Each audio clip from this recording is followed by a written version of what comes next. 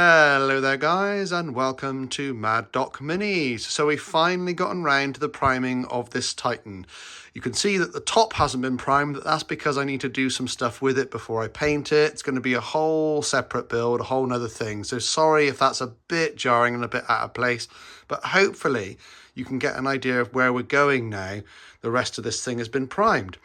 Now, I haven't finished priming it. It's only had one kind of go at it, and it's used so far 2 whole cans, 400ml cans of grey spray primer. I've got plenty left because I've got a big batch of it because I thought this would eat up quite a lot of paint. So I've got to kind of go in from all the awkward little angles. You'll probably see little bits and pieces where I've missed, you know, various kind of parts of it in that priming process. It's actually difficult to find a good day to do it on because obviously I've got to be available, I've got to have the spare time, and the weather's got to be quite good outside with no kind of wind and all the rest of it. And actually it started to get a bit breezy today, which proved quite difficult. I was so invested in it, I had to kind of carry on. But actually I ended up with some kind of drips and that because I had to get the spray really close to the miniature. Well, I say miniature, it's not a miniature at all, is it? The megature because obviously the wind was carrying the spray away. So that's why you need a nice kind of no wind kind of weather to do this in, but I didn't really have that today, unfortunately. Anyway, I digress. So looking quite good. Interestingly, the kind of priming process is quite revealing, so it tells me where I need to do more work, which is fine. I've got some other bits and pieces to do.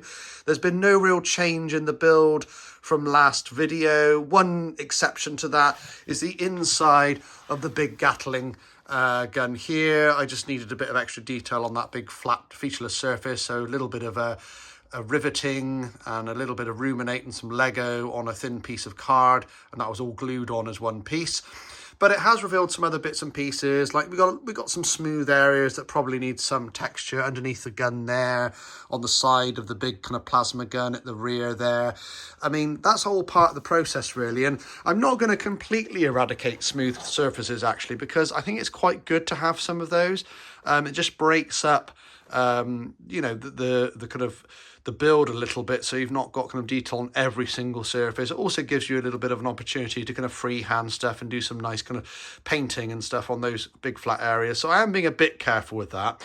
I'm going to turn this guy around so you can see the kind of rear aspect, and I'm going to go to another sequence so I can properly turn it around for you. Okay, so we've got the rear of the Titan here. This is where all the detail is really starting to pop.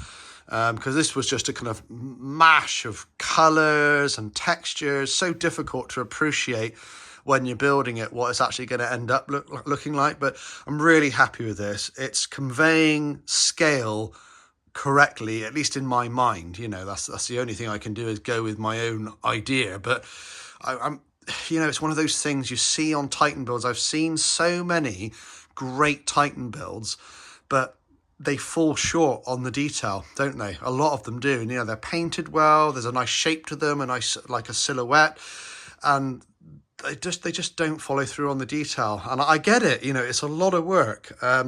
It's not highly technical work, it's just time consuming, and there's a lot of kind of sitting down and staring at the thing for hours, you know, that's a big part of it. And that's part of the reason why this has taken me so long to get to this stage, because this is a kind of side project, really. It's a project of passion, it's a labour of love, but it's one that I have to put after other projects on the channel because unfortunately these videos simply don't get the views. I've got a small but very loyal following on this project, and I really appreciate that. You know, it's so great to have you guys on board and have people following along with it. And, you know, just remember, if you're enjoying it, you think someone else might enjoy it, don't forget to share the video, get it out there. Because I think there are quite a lot of people out there who would be interested in a step-by-step scratch build like this. I mean, yes, it's vlog format, it's not kind of really in depth, but it's a kind of diary and a blueprint of how to kind of go about it. And I think there'd be more interest out there if I could only tickle the algorithm a bit more, you know. So don't forget to share if you think there's other people who might enjoy it, and of course a like is much appreciated as well. If you're not already subscribed and you've stumbled into this video, consider subscribing. That would be really nice of you. And also go and check out the playlist that I've created on this project. So look, guys, if you are long-time subscribers and you've been following this project from the start, thanks ever so much. Your support means an awful lot to me because, as I said, this is a labour of love for me and a slow burn project. You know, I really, really appreciate each and every one of you. So I hope you enjoyed seeing it kind of primed, or at least partially primed, shall we say. The next video I'll do on this, I'm obviously going to get some more priming done in between, but I'm going to do a scale video because you know me and my scale comparison videos. I think it's about time the Titan jumped in on that scene a little bit, and I have had one or two requests to do kind of, you know, comparisons against miniatures next to it, like, you know, like Imperial Guardsmen, Space Marines, and maybe the old tank or something. So I'll try and get a setup here that looks a bit better, and we'll do a little bit of a comparison for scale, so you guys can get an idea of how big this guy is. And he's pretty big. He could, you know, quite easily stomp on a Land Raider, you know, without too much trouble. I think that's fair to say that. So anyway, I'm going to sign off there. I hope you enjoyed it, guys, and I will see you in a future video. Take care. Cheers.